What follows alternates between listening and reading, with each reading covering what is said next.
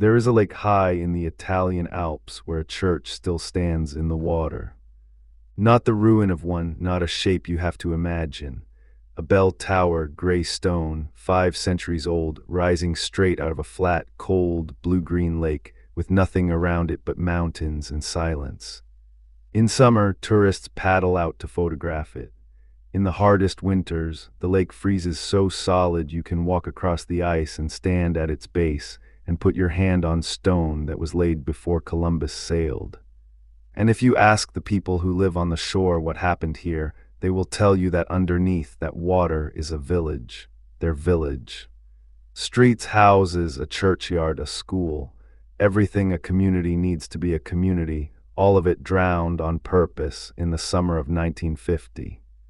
This is the story of Graun, a town that spent 30 years fighting to survive, lost, and left behind a single stone finger pointing up out of the lake that swallowed it, as if to say, we were here.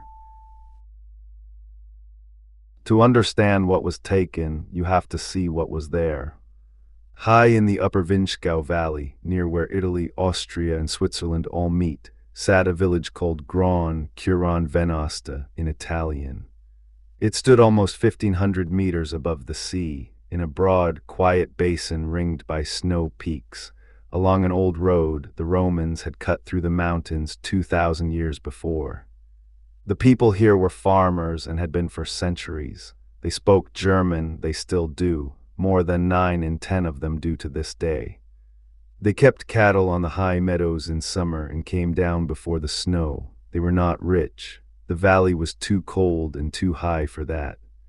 But it was theirs, in the deep way that place becomes yours when your family has buried its dead in the same churchyard for 400 years. At the center of the village stood the church, and at the center of the church stood its bell tower, built in the 14th century, tall and plain and gray, the tallest thing for miles. Its bells marked the mornings and the evenings, the weddings and the funerals, the ordinary rhythm of an ordinary place. When the bells rang, you could hear them across the whole basin, bouncing off the mountains. 2 small natural lakes lay in the valley floor, the Rishenzi and the Mittersee, shallow, calm, fringed with reeds. Children skated on them in winter. Nobody imagined they were dangerous. Nobody imagined that water could be a weapon. The danger did not come from the mountains, it came from an idea. Moving water makes electricity, and a valley like this one high, with 2 lakes already sitting in it and a river running through, was, to an engineer's eye, not a home. It was a battery waiting to be built. The first plan was small. As early as 1920, someone drew up a scheme to raise the water by about 5 meters, enough to join the little lakes, enough to turn turbines, but not enough to reach the village. Graun could have lived with 5 meters. 5 meters was a nuisance. 5 meters was some flooded fields. Then, in July of 1939, a company called Montecatini arrived with a different plan. Not 5 meters, 22. 22 meters of water. Enough to merge the 2 lakes into one enormous reservoir, enough to drown the fields, the road, the houses, and the church. Enough to erase Graun from the map and put a lake where it had stood. To the men who drew it, this was progress. Italy needed power. The reservoir would generate it cleanly for decades. On paper, the village was a rounding error, a small number of remote farmers standing between the nation and its future. But the people in those houses could do the arithmetic too. 22 meters was not a nuisance. 22 meters was the end of the world. And so Graun began a fight that would last more than 10 years. It was not a fair fight. On one side stood a village of farmers in a language most of Rome did not speak, in a region that had only been part of Italy for 20 years. Under a fascist government that had spent those 20 years trying to erase the German language from these valleys entirely.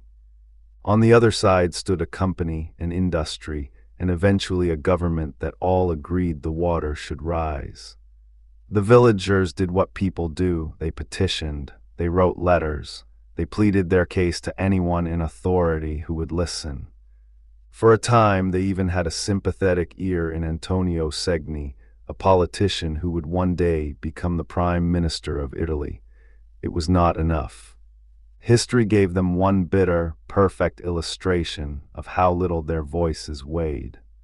Just across the border in Switzerland, another dam was being planned that would have drowned a Swiss village called Splugen. The people of Splugen were given a vote. They voted no, and their village was saved. And then in 1947, the very same Swiss financiers turned around and handed Montecatini 30 million Swiss francs to help build the dam over Graun in exchange for 10 years of electricity. So the water that spared one village paid to drown another.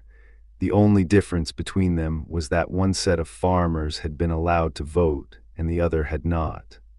The war bought Graun a little time.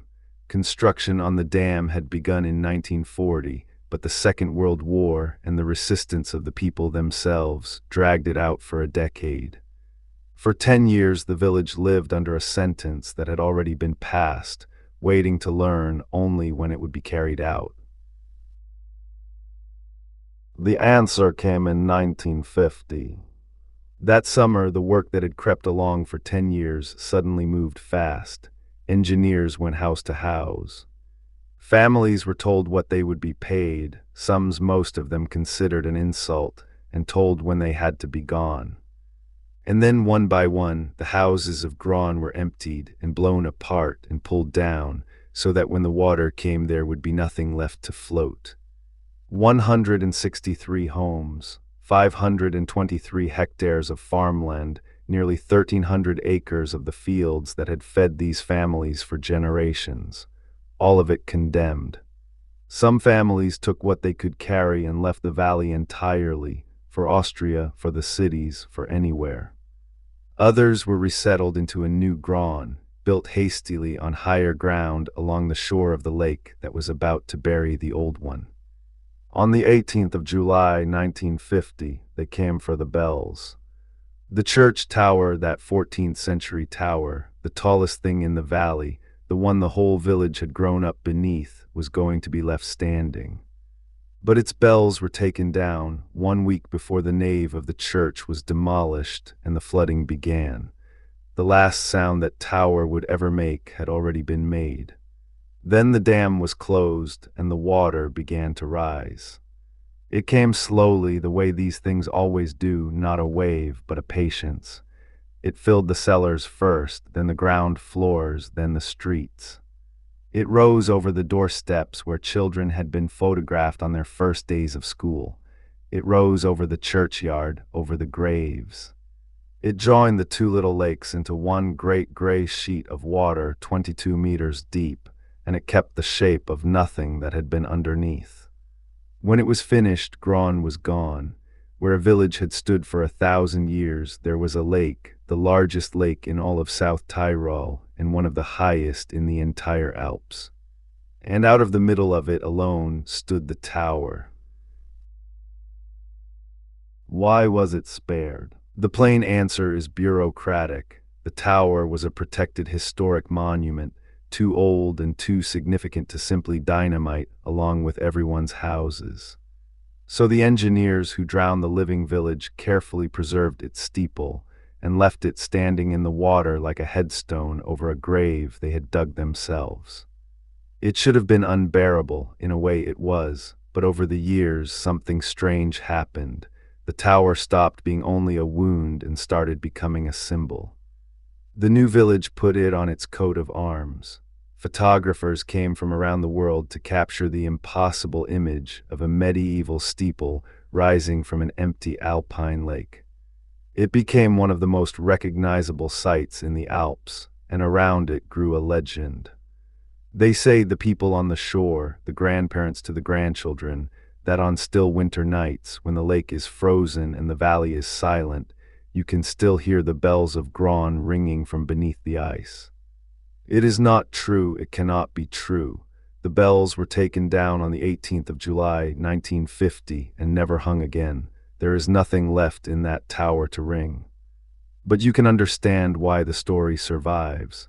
When a place is taken from you and paved over with water, and all that is left is the top of your church standing in a lake, you need the story.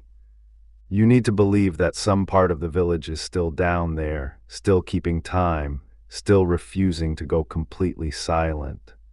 The bells that cannot ring are the truest thing about the whole lake.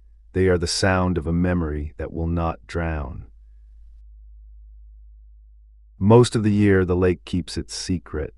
The surface is calm and beautiful and gives nothing away, and the tourists who photograph the tower have no idea they are floating over streets. But every so often, the water gives ground back. When the reservoir is drained for repairs, or when the level drops far enough in a dry season, the lake pulls back from its own edges and the village returns. Stone foundations break the surface. The lines of old walls appear in the mud. Cellar steps that once led down into somebody's home lead now to nothing.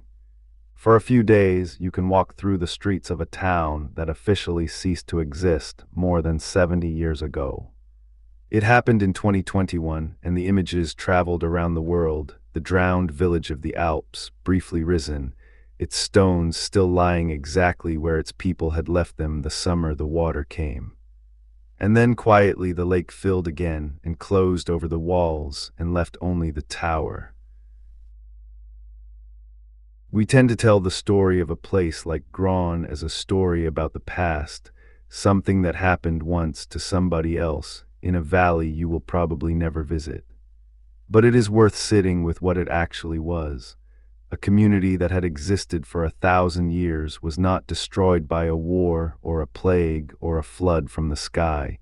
It was destroyed by a decision. A calculation made by people who would never live there that the electricity was worth more than the village. And the thing that makes it haunting is not that the calculation was evil. It is that, by the cold logic of the time, it was reasonable. The tower is what reasonableness leaves behind. It stands in the lake not as an accident, but as the exact measure of what was decided. The one thing too old to drown, kept standing over the many things that were not. So the next time you see that photograph, the gray steeple, the still water, the mountains behind, look at it a little longer. It is not just a beautiful, strange image. It is a headstone. And beneath it, under 22 meters of quiet alpine water, a village is still waiting for the bells that will never ring again.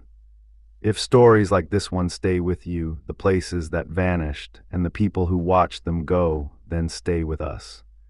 This is a channel about the towns the water took. There are more of them down there than you would ever believe.